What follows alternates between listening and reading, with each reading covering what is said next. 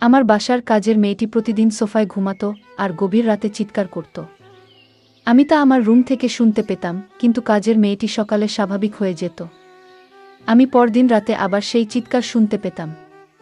আমি অবাক হতাম সেই শব্দ শুনে। তারপর কিছুদিন পর জানতে পারলাম কাজের মেয়েটি মা হতে চলেছে। আমি সেই রহস্য জানার জন্য কাজের মেয়েকে বললাম, আজ তুই আর রুমে ঘুমা, আমি তোর সোফায় ঘুমাবো। তারপর রাত যখন 2টা বাজে তখন আমার সাথে যা ঘটল তা শুনলে তোমরা ঠিক থাকতে পারবে না। তাহলে আসল ঘটনাটি খুলে বলি। আমি শারমিন, বয়স আমার 24 বছর। আপনারা প্রায় সবাই আমাকে খুব ভালো করেই চেনেন এতদিনে। আমি আমার বেশ কিছু ঘটনা আপনাদের সাথে শেয়ার করেছি এর আগেও। আজ বলছি কিছুদিন আগের এক রোজার ঈদের রাতের কথা। আমার ড্রাইভারের নাম সৈকত, বয়স 40 বছরের মতো হবে। প্রায় 2 বছর ধরে ও আমাদের গাড়ি চালিয়ে আসছে।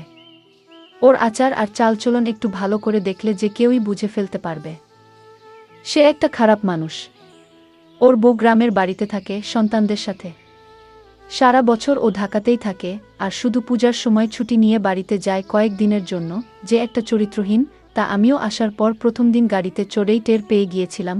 গাড়ি চালানোর থেকে এক অদ্ভুতভাবে তাকিয়ে থাকত, আর খাবার জন্য ঘরে এলেই আমাদের কাজের মেয়ে সাইমার দিকে তাকিয়ে থাকত, এমনকি আমার দিকেও তাকাত সুযোগ পেলেই। প্রথম দিকে একটু কেমন কেমন লাগলেও আস্তে আস্তে ব্যাপারটার সাথে মানিয়ে নিয়েছিলাম। এটা পুরুষদের জন্য স্বাভাবিক মনে করেই এভাবে প্রায় বছর খানিক চলে গেল। থাকার জায়গা না থাকায় ও আমাদের গ্যারেজের সাথে থাকা ছোট একটা রুমে থাকত। এতে কাজেরও সুবিধা হতো, ওকে দিয়ে ঘরের অনেক ছোটখাট কাজও করিয়ে নেওয়া যেত। আমি আর সাইমা প্রায় প্রতি রাতেই একসাথে টিভি দেখতাম, যখন আমার স্বামী দেশের বাইরে থাকত। রাত একটু গভীর হয়ে গেলে আমি আমার খাটে এসে ঘুমিয়ে পড়তাম, আর সাইমা একা একা আরেকটু সময় টিভি দেখে সোফাতেই ঘুমিয়ে পড়ত, ওর ঘরে যেত না। এভাবে একদিন রাতের বেলা আমি টিভি ছেড়ে উঠে এসে আমার খাটে ঘুমিয়েছিলাম, আর সাইমা সোফাতে ঘুমিয়েছিল।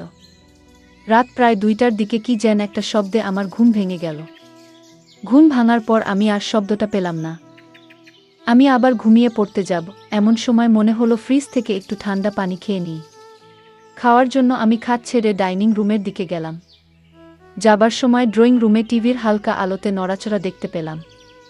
আমি কোনো আওয়াজ না করে দাঁড়িয়ে গেলাম কি হচ্ছে তা দেখার জন্য। যা দেখলাম তাতে আমার মুখ যেন হা হয়ে মাটিতে পড়ার দশা হলো। আমি এই দৃশ্য দেখে পুরো হতভম্ব হয়ে গেলাম, আমার মাথা যেন কাজই করছিল না। আমি প্রায় 10 মিনিট মতো মনে হয় দাঁড়িয়ে দাঁড়িয়ে সাইমার এক অদ্ভুত দৃশ্য দেখছিলাম, সৈকত আর সাইমার। দৃশ্যটা দেখে আমি আর নিজেকে ধরে রাখতে পারছিলাম না। তাই কোনো কিছু করে বসার আগে তাড়াতাড়ি ওখান থেকে সরে এলাম, আর পানি খেয়ে কোনো শব্দ না করে আমার খাটে ফিরে গেলাম। আমি যা দেখেছিলাম সাইমা এমন করতে পারে, আমার কল্পনার বাইরে। আমি এসব কি দেখছি? সাইমা তাহলে সৈকতের সাথে? কি প্রতি রাতে? না, এটা কিছুতেই আমি মেনে নিতে পারছি না। কি হচ্ছে আমার ঘরে এসব? আমি জানতাম কাজের মেয়েটি অনেক ভালো ছিল। আজ তার দৃশ্য দেখে আমি নিজের চোখকে বিশ্বাস করতে পারছি না। আমি কাজের মেয়েটাকে জিজ্ঞেস করলাম, কতদিন ধরে চলছে? মাথা নিচু করে চুপ করে দাঁড়িয়ে রইল। আমি ওকে অভয় দিয়ে বললাম, ভয় পাস না, আমি তোকে কিছু বলছি না। কিন্তু সে যদি তোকে কিছু বলে তাহলে আমি ওকে পুলিশে দেব। সাইমা তখন হতাশ হয়ে বলল, না আপা, সৈকত আঙ্কেল আমাকে করে কিছু বলে নাই। আমি হিতো ওকে বলেছি আমরা প্রায় 2 মাস ধরে আমাদের চলছে খুব। আমি ওর কথা শুনে অবাক হয়ে গেলাম। একটু পরে ওকে বললাম, কি বলছিস? তোর বাপের বয়সী একটা লোকের সাথে 2 মাস ধরে? ওকে তো তুই কাকা বলে ডাকিস, তার উপর ও আবার একজন হিন্দু।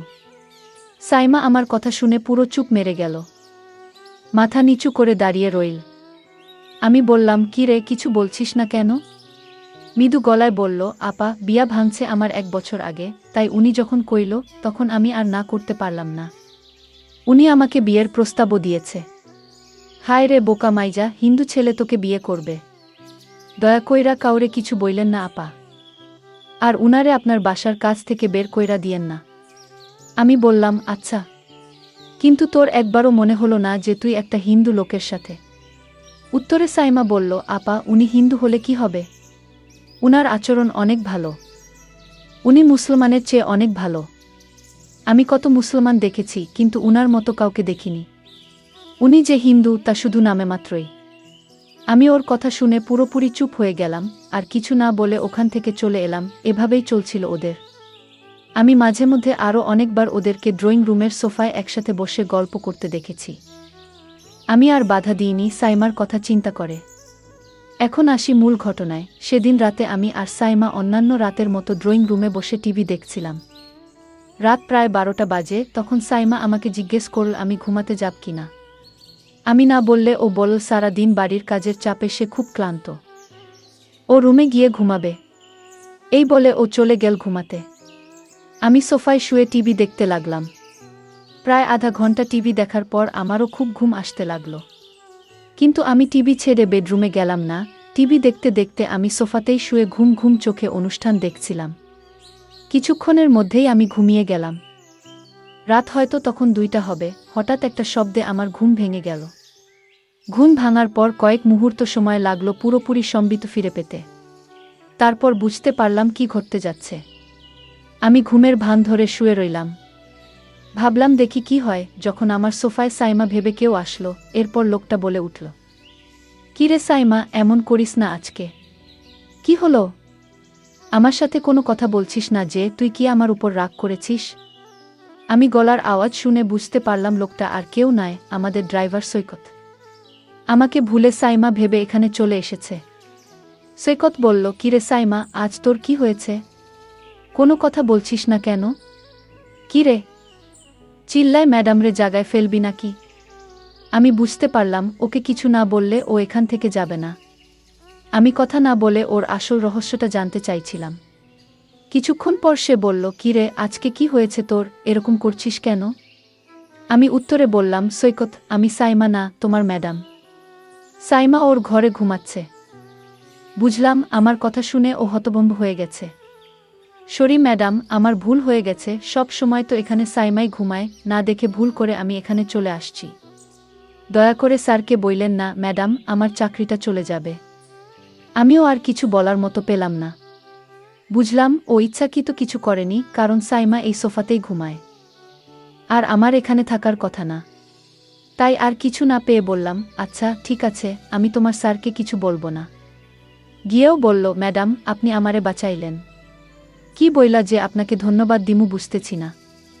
আমি উত্তরে বললাম, ধন্যবাদ দিতে হবে না, এটা একটা ভুলের কারণে হয়েছে। কিন্তু এখন বল, আমি এখানেই থাকব নাকি আমাকে উঠে যেতে হবে? ও একটু ভয় পেল আমার কথা শুনে, বলল, সরি ম্যাডাম, ভুল হয়ে গেছে। এই তো আমি উঠেই যাচ্ছি। আমি বললাম, ঠিক আছে, তুমি তো যাবে, তার আগে আমার একটা কথা শুনে যাও।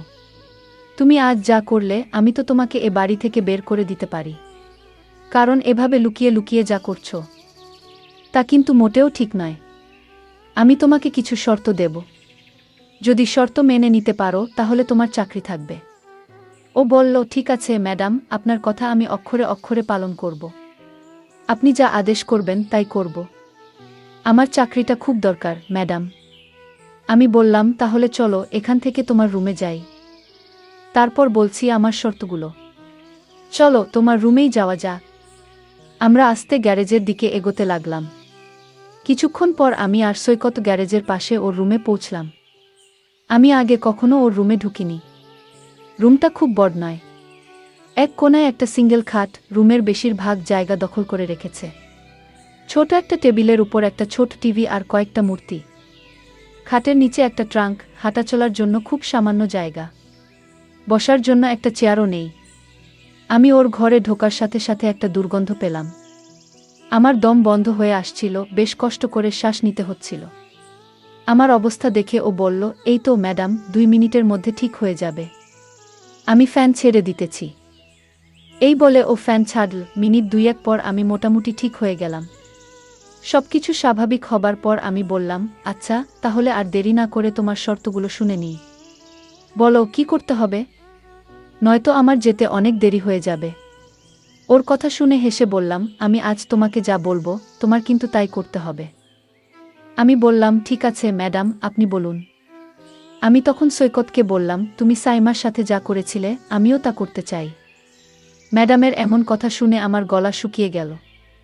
আমি বললাম, ম্যাডাম, আমি 1 গ্লাস ঠান্ডা পানি খেয়ে তারপর বলছি। তখন এক গ্লাস ঠান্ডা পানি খেয়ে বলল, ম্যাডাম, আপনি বলেছেন তা কোনোদিন সম্ভব না। কারণ আপনি একজন বড়লোকের মেয়ে আর আমি আপনার গাড়ির ড্রাইভার। আপনি একবার ভেবে দেখেছেন?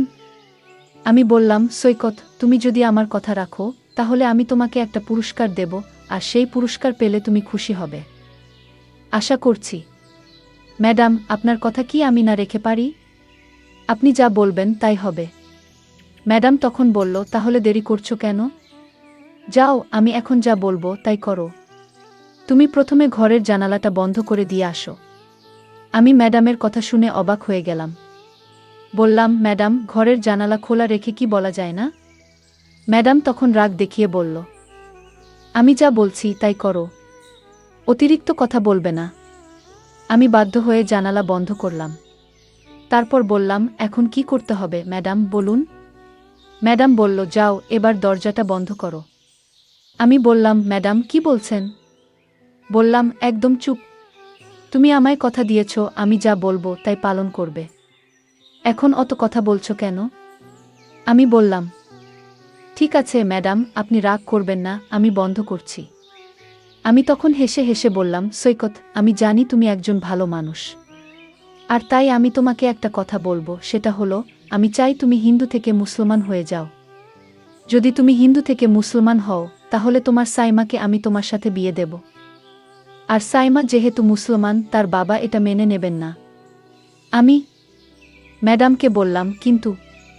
বললাম, কোনো কিন্তু নয়। তুমি আমায় আগেই কথা দিয়েছ আমার কথা রাখবে।